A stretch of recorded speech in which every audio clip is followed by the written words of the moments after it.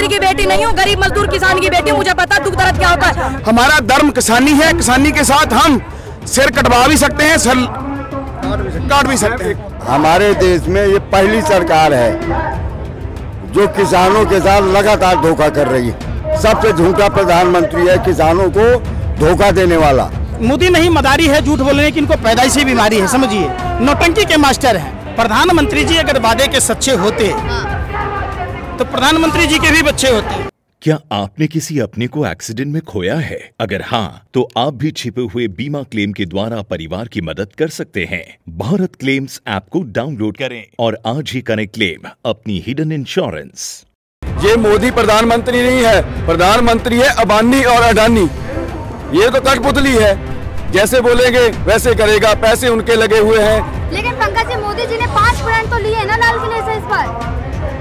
शादी के टाइम में कितने प्रण लिए थे पता है? 7। जब 7 में एक नहीं पूरा कर पाए तो ये 5 तो 8 साल से प्रण ले रहे।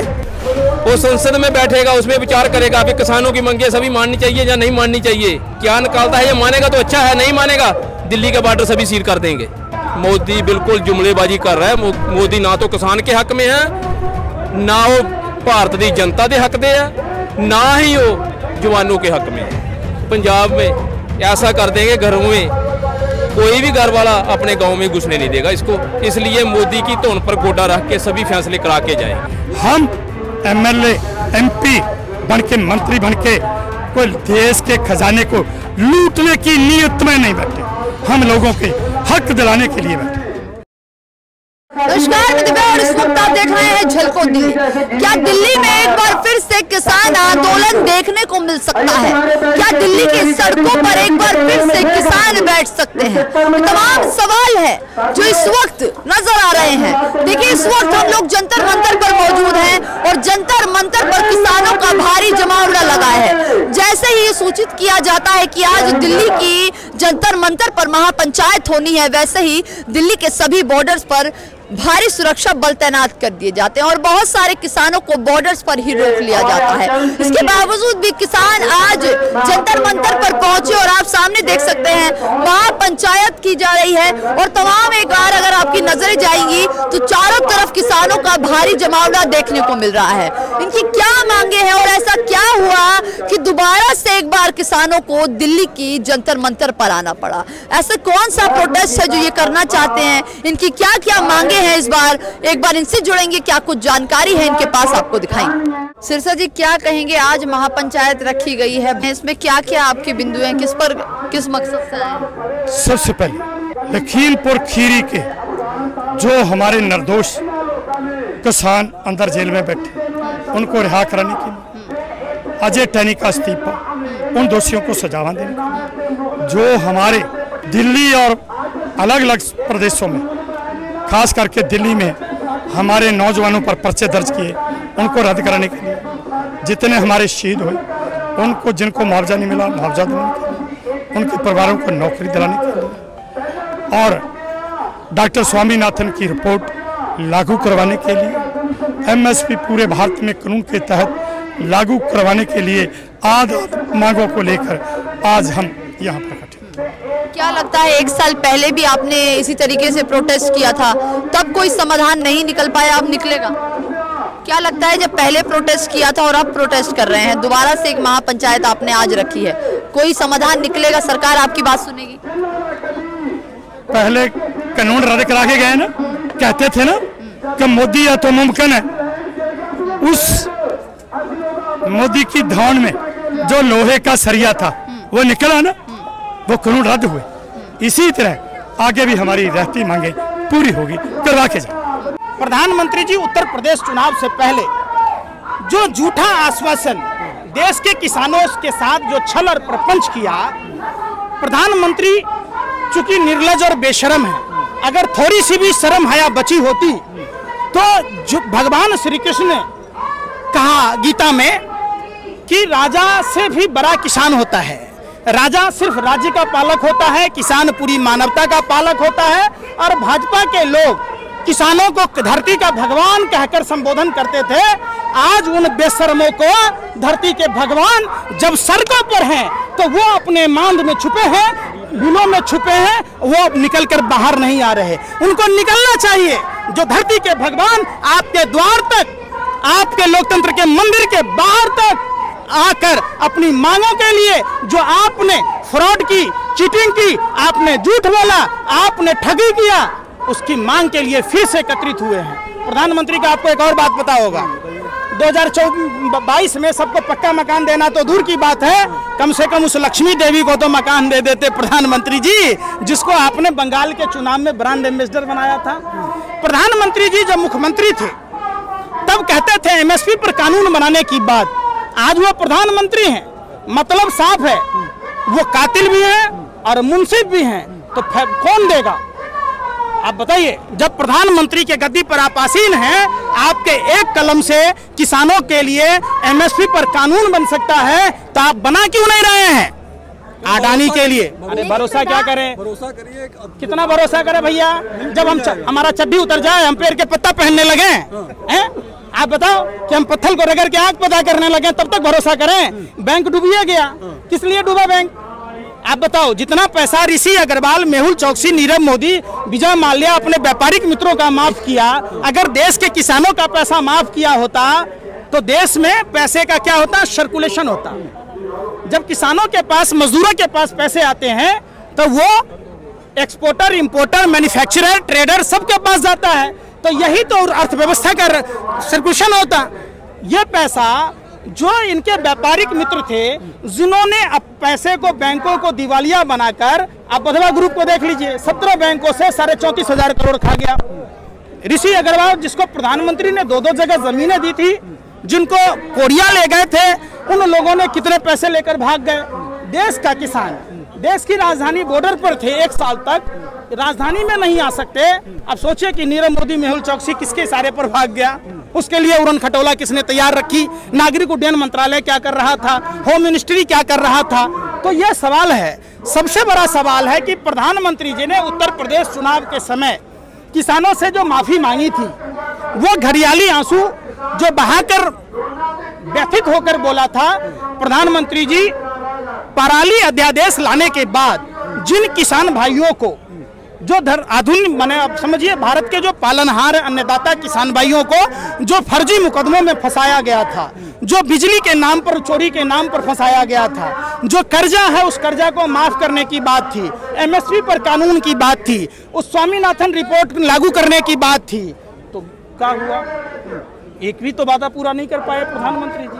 अब प्रधानमंत्री जी एक बात बताइए, किसानों करें संपन्न कर देंगे, हमारी सरकार में किसान संपन्न हो जाएंगे। संपन्न हो गए? थोड़ा समय और दीजिए, किसान को तो आगे निकल जाएंगे। कितना दिन दे?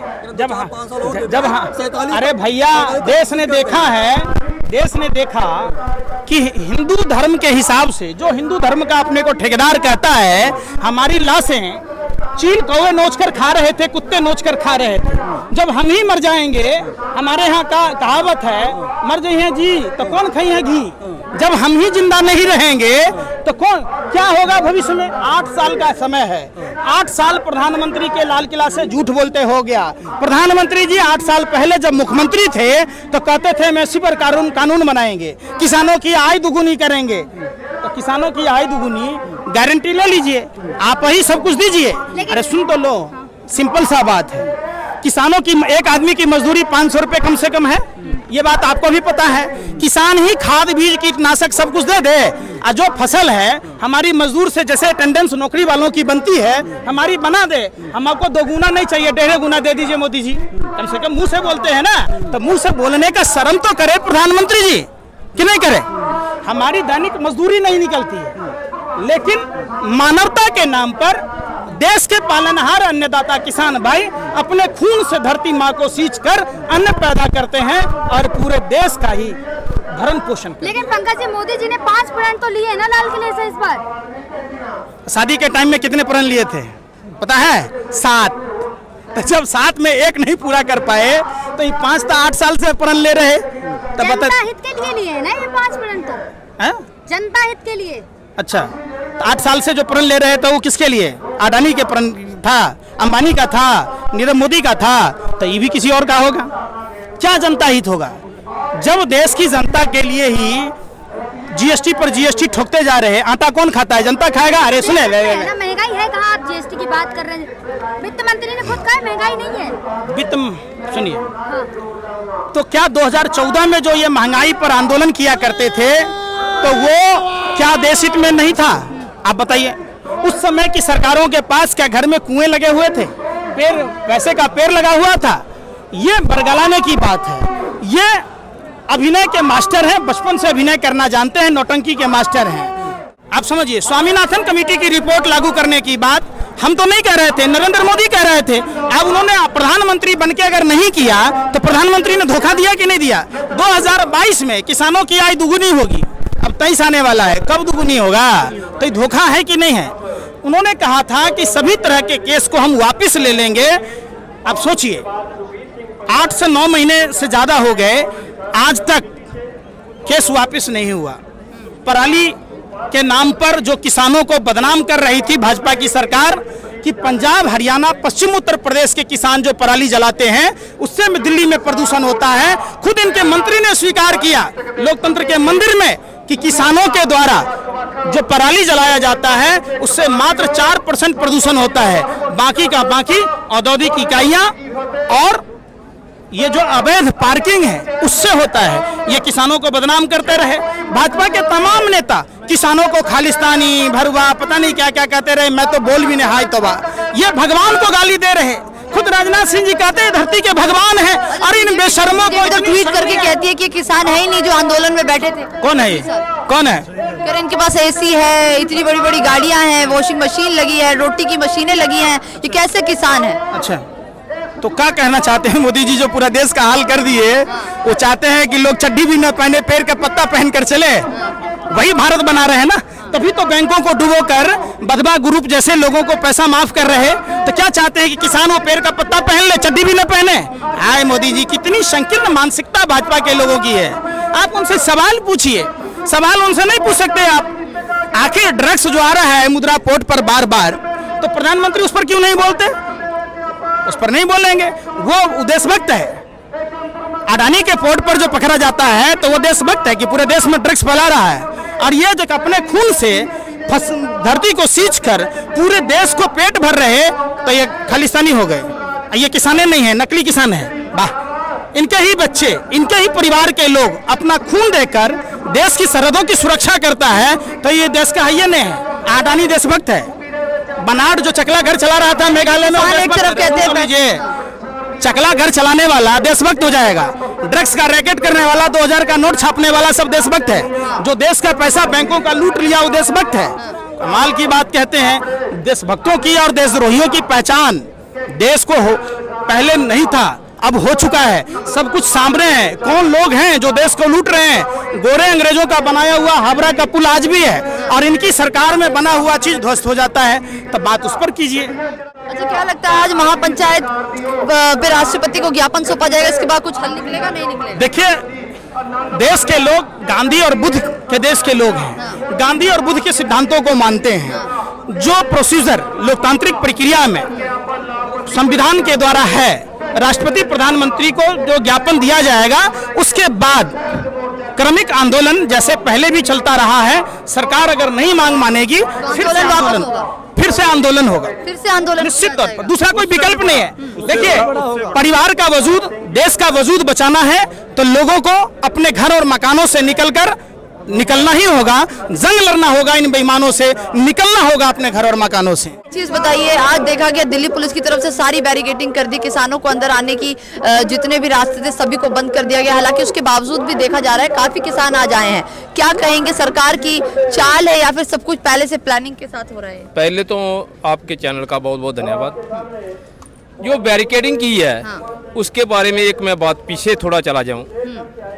जब पंजाब से पिछले 2 साल से जो धरना चल रहा था इधर, जब उधर से निकले थे बहुत बड़ी बड़ी हरियाणा से बैरिकेडिंग की, हरियाणा बॉर्डर पर की हुई थी। जब वो बैरिकेड चूक के किसानों ने हमारे साथ नदी में फेंक दिए, बैरिकेडिंग तोड़ के दिल्ली आके बैठ गए दिल्ली। उसके बाद मोदी ने लंबा समय देखा किसान चले जाएंगे, नहीं गए।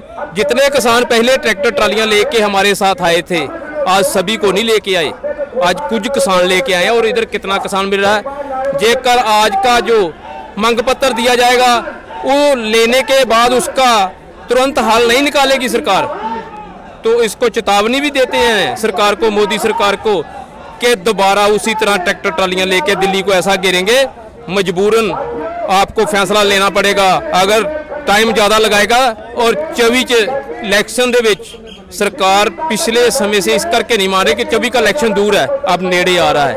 जब नेड़े आ जाएगा पंजाब में ऐसा कर देंगे, घरों में कोई भी घर वाला अपने गांव में घुसने नहीं देगा इसको। इसलिए मोदी की धौन पर गोडा रख के सभी फैसले करा के जाएंगे। अच्छा, मोदी जी तो कहते हैं वो किसान समर्थक है, लेकिन आप लोग किसान विरोधी मानते हैं उनको? नहीं, मोदी किसान समर्थक क्या है?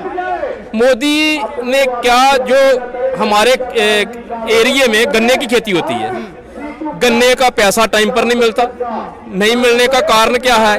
मोदी ने बाहर से चीनी मंगा लेना, खंड मतलब चीनी बाहर से मंगा लेता है और इधर रोक कर रखा हुआ है, इतने क्विंटल बेचोगे 1 महीने के, उसके बाद वो रोक देता है।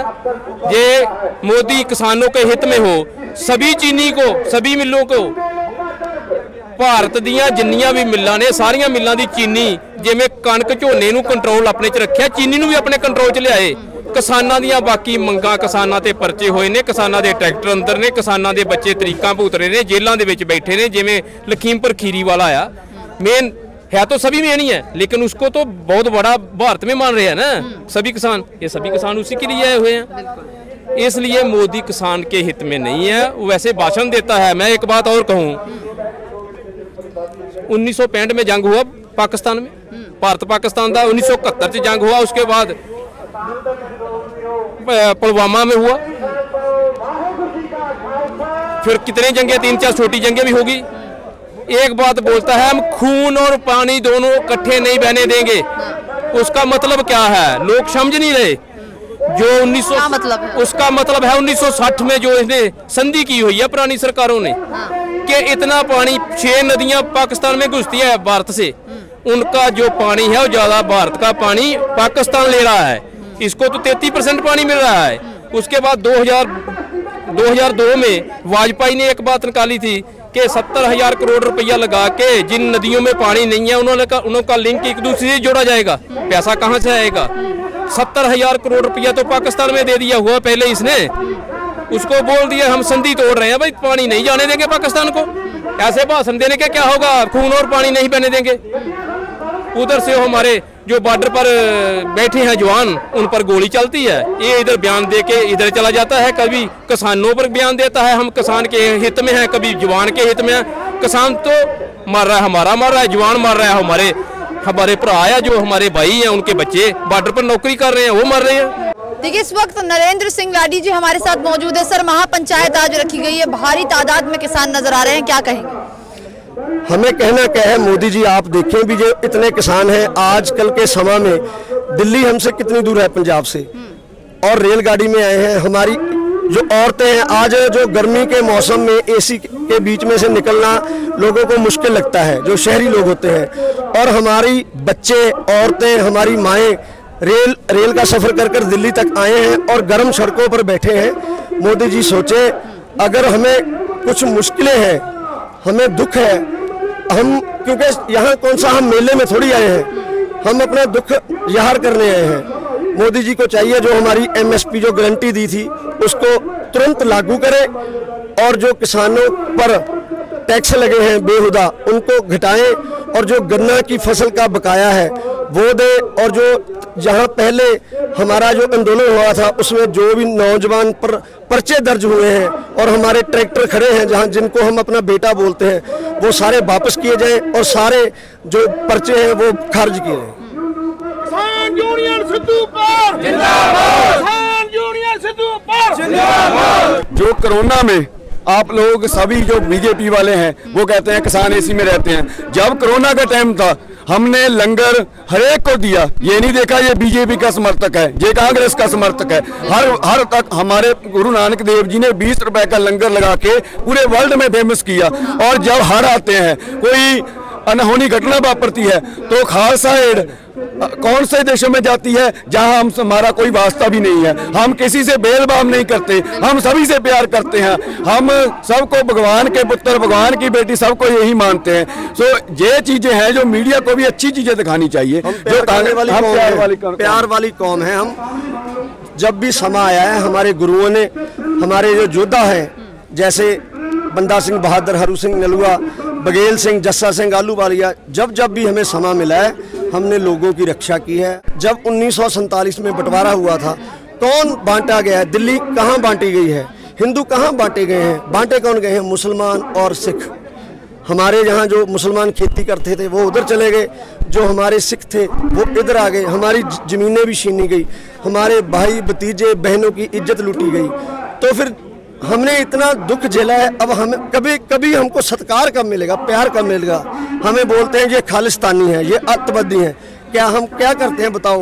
हम दसों नहों की कर्त करते हैं, खेती करते हैं और आपके अनाज मुंह में डालते हैं। अगर किसान के पास पैसा नहीं आएगा तो सारा कारोबार रुक जाएगा, ना किसी का कपड़ा बिकेगा, ना सोना बिकेगा, ना खाने वाली चीज़ें बिकेंगी। इसलिए किसान की एक ही गुहार है, हमें प्यार करो, प्यार दो और प्यार लो। अगर आप एक कदम चलकर हमारे पास आएंगे तो हम आपके और 10 कदम चलकर आएंगे। और दिल्ली ना, जो दिल्ली है हमारा दिल है। गुरु तेग बहादुर साहब ने यहाँ शहीदी दी है। चांदनी चौक हमारा गुरुद्वारा साहब है। हम सभी धर्मों का सम्मान करते हैं। हमारे एक गांव में अगर गुरुद्वारा है वहाँ मंदिर भी है। जो RSS वाले बोल रहे हैं ना, जो धर्म के नाम पर राजनीति हो रही है, हम उनके खिलाफ हैं, उनके खिलाफ ही करते हैं। अगर हमारे गुरुद्वारे में पाठ होता है तो हमारे गांव में मंदिर भी है, हम उधर भी पूजा पाठ कर रहे हैं। हाँ, वहाँ पर जो भंडारा होता है उसमें भी पूरा सहयोग देते हैं।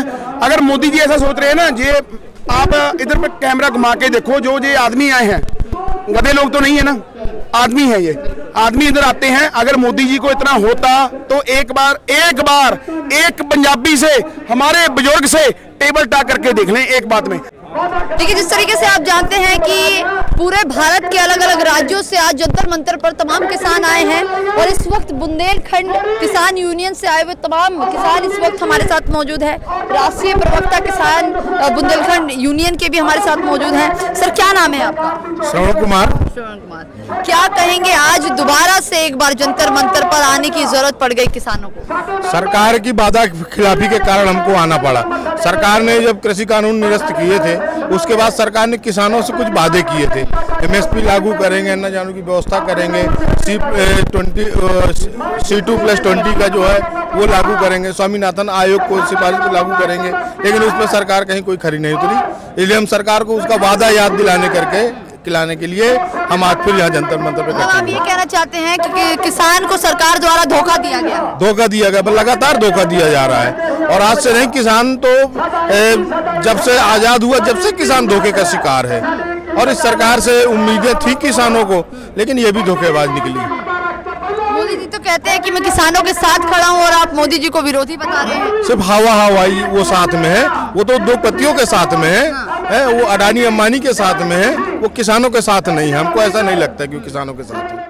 जा रहा है कि आंदोलन जैसे ही खत्म हुआ, जितने लोग संगठन से जुड़े थे, किसान यूनियन से जुड़े थे, अब सब अलग अलग हो गए हैं। क्या कहें? ऐसा कहीं कुछ नहीं, कुछ लोगों ने सरकार ने कुछ लोगों को दबाव बस या लालच देकर, तो ऐसे सभी जगह होते हैं, आप भी जानते हैं, कुछ लालच होता है अपना पर्सनली। क्या लगता है इस बार जो दोबारा से किसान आए इनको भी लालच दे दिया जाएगा या नहीं?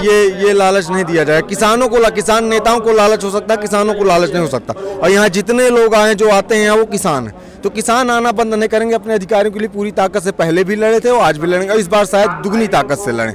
और इस बार युवा भी जुड़ चुका है किसानों के साथ, युवा भी जान चुका है पूरे भारत का कि हमारे साथ ये क्या करने वाले हैं, हमें किन योजनाओं में लाकर अंधे कुएं में कहां धकेलने वाले हैं, ये पूरे देश का युवा समझ रहा है। इसलिए ये लड़ाई जो होने वाली है या जो होगी, अगर सरकार हमारी मांगे नहीं मानती, युवाओं की मांगे नहीं मानती है, तो ये लड़ाई बहुत बड़ी और जोर शोर से होगी और हर युवा, हर किसान इस लड़ाई को लड़ेगा।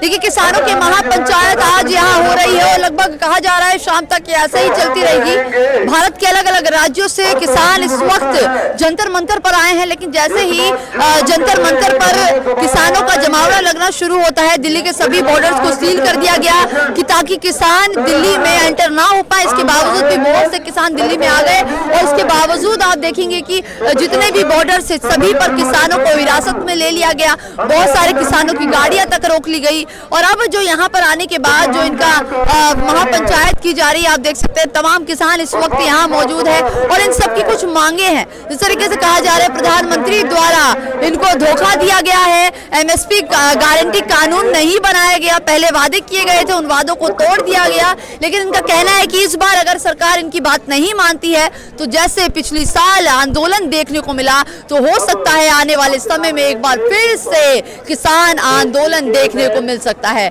आने वाले समय में एक बार फिर से दिल्ली के बॉर्डर सील हो सकते हैं। जिस तरीके से पिछली बार देखा गया, आने जाने वाले लोगों को काफी दिक्कतों का सामना करना पड़ा, किसानों का भारी जमावड़ा लगा रहा और लगभग 1.5 साल तक ऐसे ही किसान बॉर्डर्स पर बैठे रहे और अपनी मांगों को मनवाने के लिए हर वो कोशिश करी। लेकिन उसके बावजूद भी आज एक बार फिर से दिल्ली के जंतर मंतर पर महापंचायत रखी गई। एमएसपी गारंटी कानून जो है बनाने की मांग की जा रही है। आप देखिए तमाम जो किसान नेता हैं वो भी मौजूद हैं और जिस तरीके से कहा जा रहा है लखीमपुर में जो किसानों के साथ हुआ उनको इंसाफ मिले, वही दूसरी तरफ कहा जा रहा है कि लखीमपुर में जो मुख्य आरोपी है उसको गिरफ्तार किया जाए। ये तमाम इनका मोटिव है इस वक्त, जो ये चाहते हैं कि सरकार इनके सारे मांगों को माने। अब देखना ये होगा क्या सरकार इनकी मांगे मानती है, राष्ट्रपति को आज ज्ञापन सौंपा जाएगा, इसके बाद क्या फैसला निकलता है, या फिर एक बार फिर से किसानों को सड़कों पर उतरना पड़ेगा और दिल्ली के बॉर्डर्स पर जो 1 साल पहले हुआ वो फिर इस बार देखने को मिलेगा। तो जो भी राय है कमेंट बॉक्स में जरूर दीजिएगा। कैमरा पर्सन खुशीलाल के साथ मैं दिव्या, झलको दिल्ली।